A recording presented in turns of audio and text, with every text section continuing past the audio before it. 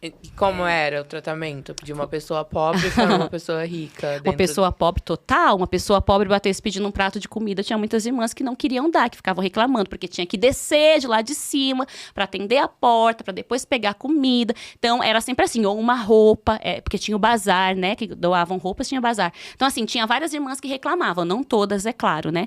E quando ia uma pessoa rica, ela recebia um tratamento totalmente diferente. Ela entrava, servia o que tinha de melhor, ela era recepcionada. Tapete vermelho, Isso. quase. Por exemplo, lá a gente fazia atendimento com as pessoas, chamava atendimento de oração. Então, as pessoas precisavam de algum atendimento, elas ligavam no convento, marcavam um horário, ia lá e as irmãs atendiam.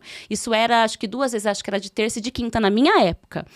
A gente atendia meia hora, não podia passar daquilo. Se uma pessoa rica ligasse e falasse, olha, eu sou tal pessoa e eu preciso de um atendimento, mas eu não posso essa hora. Vocês me atendem tal hora? Atendo. Vocês podem vir na minha casa? Vou. Qualquer hora. Então, assim, agora se fosse uma pessoa pobre, não, a gente só atende de terça e quinta, de tal hora, meia hora, é essa. Lá eles eram bem seletivos, então. Totalmente.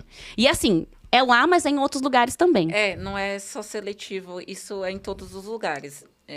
Como você falou da criança ter dado a bala. Sim. Porque ela não foi...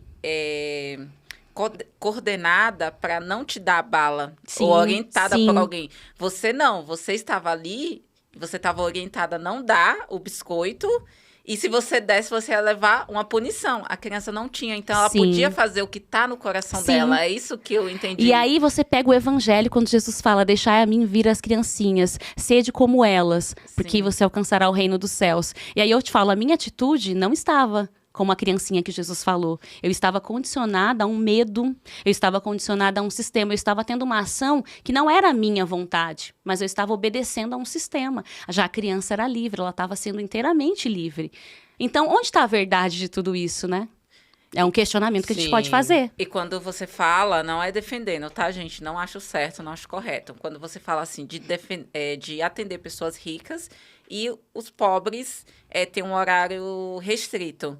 Eu entendo, assim, Daísa, minha opinião, que a igreja ela necessita de fundos para se manter. E os ricos vão dar mais do que os pobres. E até vão doar para que vocês possam doar para os pobres. Mas o que eu ouvi também de você, né? É que as irmãs não tinham vontade de atender os pobres. Mas vai doar o quê? Sendo que não pode dar nenhum um biscoitinho, vai Só ter que na verdade, doação. Mas assim, por que você é freira? Na igreja tinha o bazar, não é? Sim, mas assim, se a gente entra nessa questão, por que você se torna freira? Porque você quer seguir o ensinamento de Jesus Cristo. Isso. E Jesus Cristo, ele estava para quem? Para os pobres. Para os pobres. Ele estava para os marginalizados. Quem eram os ricos da época de Jesus? Eram os fariseus. Sim. Então, Jesus, ele não estava com essas pessoas. Eles estavam com os marginalizados. Então, eu, como seguidora de Cristo, a quem eu devo atender primeiro? Os pobres. A quem me dá o dinheiro? Aos necessitados. O rico, ele tem o dever de me ajudar. Não é porque eu atendo ele, entendeu? E assim, eu posso buscar caminhos para fazer essa doação. Então, assim, para mim não me importa se atender o rico e o pobre igual. Porque o rico é ser humano como o pobre. Todos nós somos iguais. Mas ter um atendimento diferenciado, porque esse pode me dar dinheiro, eu não sou a favor disso, entendeu? Eu também não. Eu tava falando assim que faziam por causa disso. Sim. Por causa do dinheiro. Sim. Tipo, não estavam ali para servir a Deus, a Jesus. E quando você falou do bazar, que tinha um bazar, que alguém vinha pedir uma roupa, a irmã tinha preguiça de descer e reclamava. Sim, às vezes a gente estava no recreio, reclamava, falava assim, vou ter que descer, não gostavam de descer. Muitas, não todas, tá? Porque tem irmãs maravilhosas lá dentro que também tinham o mesmo pensamento que eu. Mas tinha outras, e principalmente as que coordenavam, né? Que muitas vezes tinham essa ação. Vou dar um exemplo. Elas têm um sítio em Parelheiros, no meio da zona rural de Parelheiros. A casa é uma mansão. É tipo aquelas casas de Campo do Jordão, sabe? Só que em volta, inclusive quem construiu essa casa foi um empresário famosérrimo, que a gente tinha que fazer cerco de Jericó, orar a madrugada inteira pra ele ganhar causa. Ele acho que era da Petrobras, se eu não me engano, na época, porque ele ia construir essa casa. Ele construiu essa casa. Essa casa está localizada em Parelheiros e em volta dessa casa tem um monte de favelas, de casas construídas com madeira, barraquinho mesmo. E um dia Depois que eu saí, eu ouvi uma irmã falando assim, eles vão lá no sítio pedir doação, e sabe o que eu faço? Eu faço primeiro eles limpar o sítio, e depois eu dou a comida, porque eu tenho que ensinar a pescar o peixe. Aí agora eu faço um questionamento. A maioria dessas pessoas que estão lá não tem oportunidades. Será que eu, sendo um instrumento, né, sendo uma religiosa, eu não poderia trabalhar em prol da transformação daquele ambiente? Eu não poderia pensar em correr atrás de políticas públicas? Não. O único trabalho que se faz é a evangelização. Jesus te ama, vem para a igreja. É só isso. Mas o trabalho de... Eu tenho que falar do amor de Deus. Se eu acredito nesse amor, eu tenho que falar. Jesus te ama, vem, Ele quer te salvar. Mas eu acho que eu tenho que também trabalhar para dar condições da pessoa ter uma vida digna. Sabe, eu acho que todo ser humano tem direito à dignidade. E muitas vezes eu não vejo isso, não via isso lá dentro. Então isso me incomodava muito, porque eu olhava ao redor daquilo ali e eu pensava, quanta coisa precisa ser feito aqui. Não só falar Jesus te ama. E porque eles falam da boca para fora, mas não segue.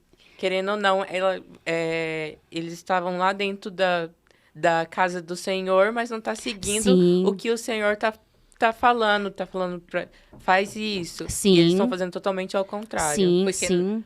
assim, na minha visão, Uhum. porque eles usam o nome de Deus, Sim. mas eles criaram um sistema para Monetizar, para ganhar monetizar. dinheiro. E, como você falou, no início você estava sendo usada para bancar férias de quem estava viajando aí em primeira classe, em vários países.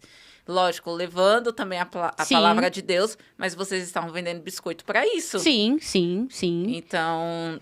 Hoje eu percebo isso, naquela época eu não percebia. Você não enxergava, né? Não entendia. Era inocente, né? Que nem você estava falando do Vaticano. O Vaticano é riquíssimo. Exato. Você vai lá, é tudo ouro, é obras de arte caríssima. Foi isso que Jesus pregou? O Vaticano tem um banco lá dentro. Jesus, na Bíblia está escrito monte um banco? Não. Por que o Vaticano tem um banco exclusivo? Porque ele não precisa responder para nenhum outro do mundo. Ele faz as leis dele interna. No entanto, que um dos últimos escândalos que saiu do Papa Bento XVI, uma das coisas que fez o Papa Bento XVI denunciar é porque surgiu vários documentos mostrando escândalos dentro do Banco do Vaticano, né? Então, as pessoas, assim, as pessoas elas seguem o catolicismo porque elas têm uma fé pura. Que é a fé, tipo, de rezar o terço, de novena. Hoje é Quinta-feira Santa.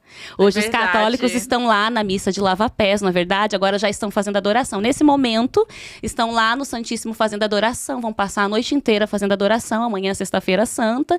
E vai terminar sábado. São 3 dias de celebração, né? Começa na quinta e termina no sábado. Hoje. Esse podcast, não sei, vai semana que vem, né? Vai sair na quarta. Tá, então. Mas hoje nós estamos aqui gravando nesse momento. Essas pessoas a maioria das pessoas que estão fazendo isso são pessoas que têm esse sentimento verdadeiro, essa fé pura. Mas existe um sistema religioso que vem de séculos de história que manipula toda a história. Então, assim, eu falo sobre isso, só que eu sou vista como uma inimiga por falar sobre isso.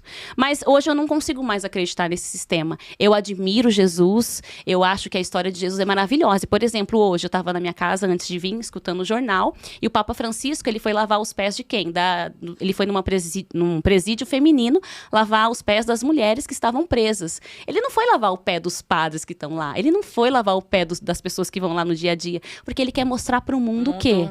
Ele quer mostrar ele quer mostrar o verdadeiro Cristo, né? Que está buscando as pessoas marginalizadas. Mas não só para falar eu te amo, mas também para a gente dar uma condição de transformação. Então, acho que o mundo tem que ser assim, sabe? O mundo só vai se transformar quando a gente for capaz de partilhar de verdade. Não só palavras, mas ações. Então, é sobre isso que eu falo. Mas sou tida como uma inimiga. Qual foi